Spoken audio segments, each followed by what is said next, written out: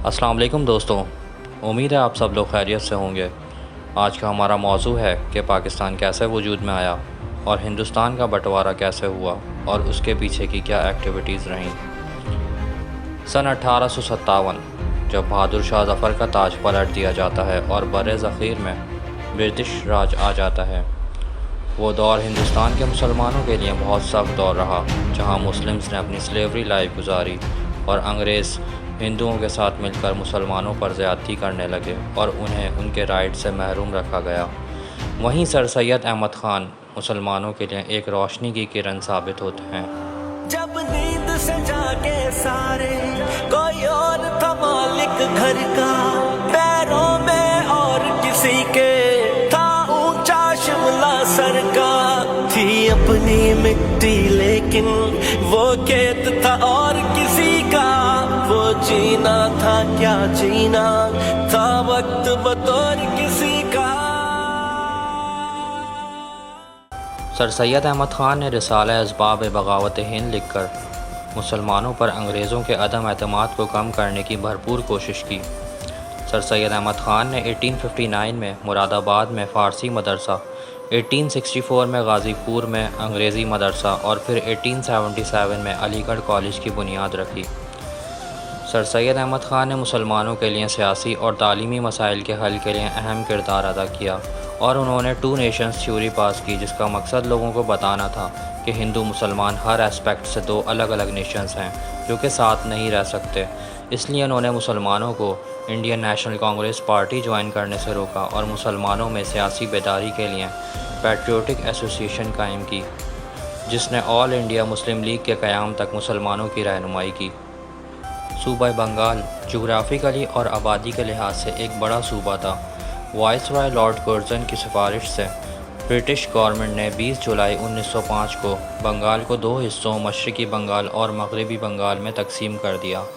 مشرقی بنگال میں 2 کروڑ سے زیادہ مسلمان تھے، جس کا دارالحکومت ڈھاکہ تھا۔ بنگال کی تقسیم کی وجہ سے مشرقی بنگال تیزی سے ترقی کرنے لگا۔ ہندوؤں نے سیاسی اور سماجی سطح پر اس تقسیم کی مخالفت کی، سودیشی تحریک چلائی گئی اور ہر طرح سے مخالفانہ رویہ رکھا گیا، جس کے نتیجے میں 12 دسمبر 1911 کو برٹش گورنمنٹ نے تقسیم بنگال کو منسوخ کر دیا۔ 1 اکتوبر 1906 کا دن آتا ہے جب مسلمان رہنماؤں کا ایک اسکواڈ جو تقریباً 35 لوگوں پر مشتمل تھا، وہ برٹش وائس رائے سے میٹنگ کے لیے شملہ پہنچتا ہے اور اس کے آگے کچھ پوائنٹس رکھے جاتے ہیں، جس میں مسلمانوں کی ایک الگ سیپریٹ پارٹی کا مطالبہ کیا گیا، سیپریٹ الیکشنز کا مطالبہ کیا گیا، کیونکہ مکسڈ الیکشنز میں مسلمانوں کا ریشو ہندوؤں کے مقابلے میں 1/5 تھا۔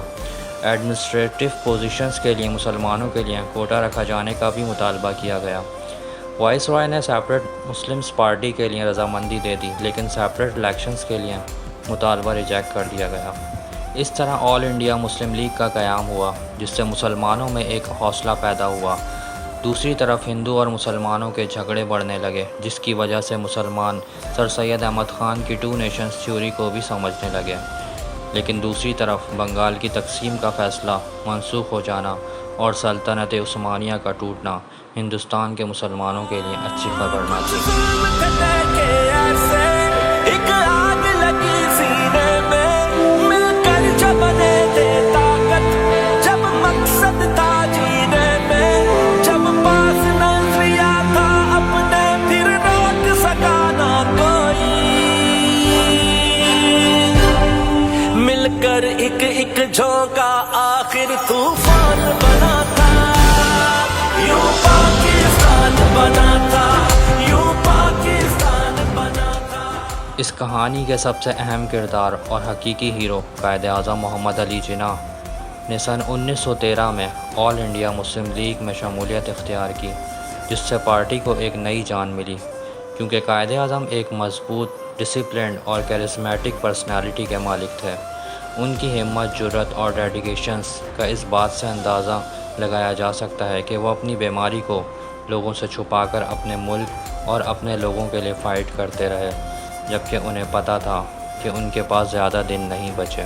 سن 1915 میں کانگریس اور مسلم لیگ کا ایک ہی دن میں اجلاس ممبئی میں منعقد ہوتا ہے۔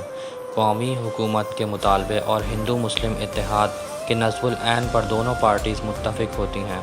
دسمبر 1916 میں مسلم لیگ اور کانگریس میں مشہور معاہدہ طے پایا جو کہ میثاق لکھنؤ یا لکھنؤ پیکٹ کہلایا جاتا ہے، جس کے تحت مسلمانوں کے جداگانہ الیکشن کو تسلیم کرتے ہوئے مرکزی مجلس قانون ساز میں 1/3 سیٹس دینے کا اعلان کیا۔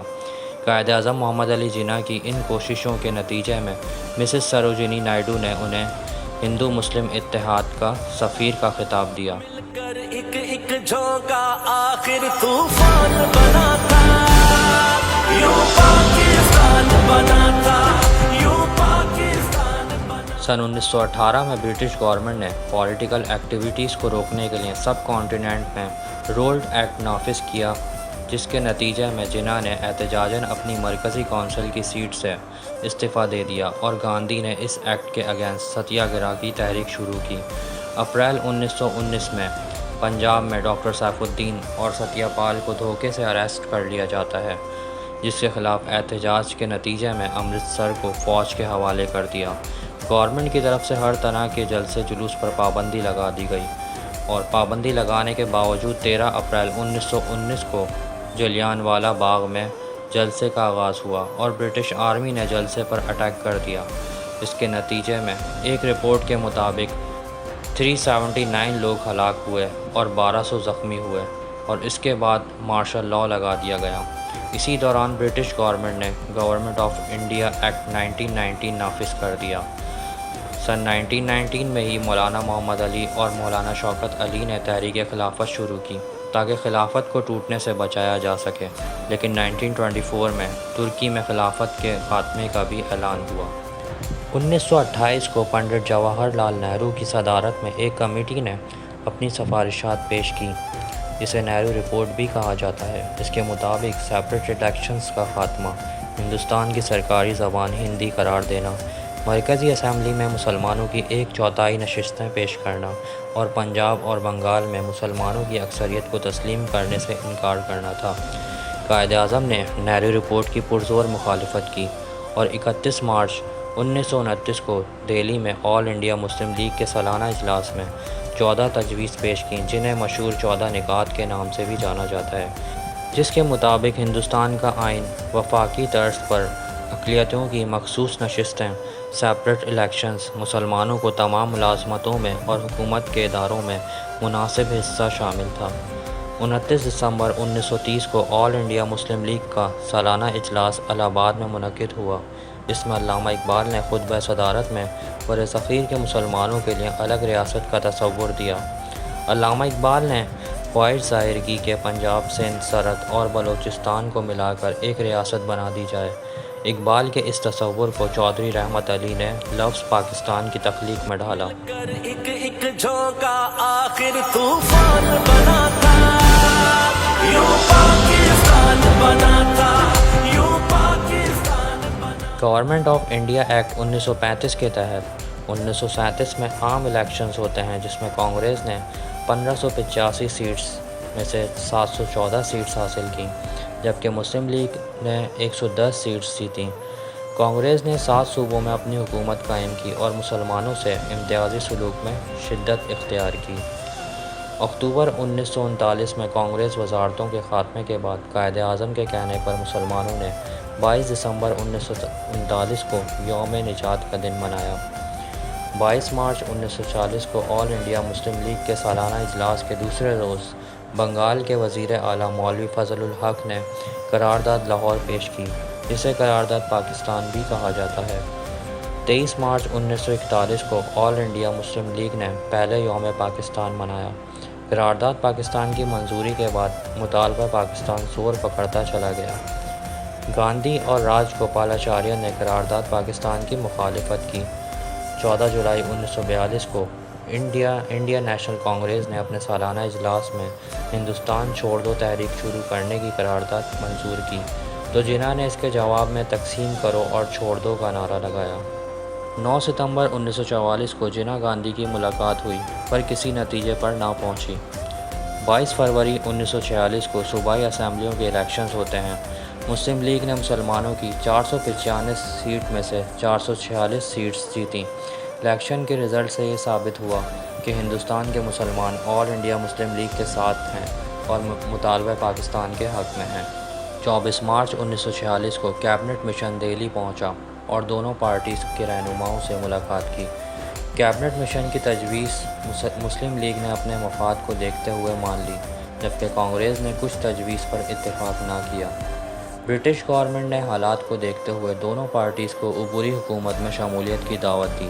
مسلم لیگ نے اسے قبول کیا اور اس طرح لیاقت علی خان پہلے مسلمان وزیر خزانہ منتخب ہوئے۔ مارچ 1947 میں لارڈ ماؤنٹ بیٹن نے وائس رائے کا عہدہ سنبھالا اور دونوں پارٹیز سے مذاکرات کے بعد تقسیم ہند کا منصوبہ تیار کیا، جس کے تحت 15 اگست 1947 تک اقتدار کی منتقلی کا اعلان کیا گیا۔ 7 اگست 1947 کو قائد اعظم اور 13 اگست کو وائس رائے لارڈ ماؤنٹ بیٹن کراچی پہنچے۔ 14 اگست 1947 کو لارڈ ماؤنٹ بیٹن نے باضابطہ طور پر قائد اعظم کو نئی مملکت کے اختیار دے دیے اور اس طرح قائد اعظم محمد علی جناح پاکستان کے پہلے گورنر جنرل جبکہ لیاقت علی خان پہلے وزیر اعظم بنے۔ ایک طرف لوگ آزادی کا جشن منانے لگے، جبکہ دوسری طرف ہندو اور مسلمانوں میں قتل عام شروع ہو گیا اور لاکھوں لوگ بے گھر ہو گئے، کیونکہ یہ تاریخ کی ایک بڑی ہجرت تھی، جہاں ایک رپورٹ کے مطابق 6 سے 7 ملین مسلمان ہندوستان سے ہجرت کر کے پاکستان آئے اور تقریباً اتنے ہی ہندو اور سکھ پاکستان سے ہجرت کر کے ہندوستان چلے گئے۔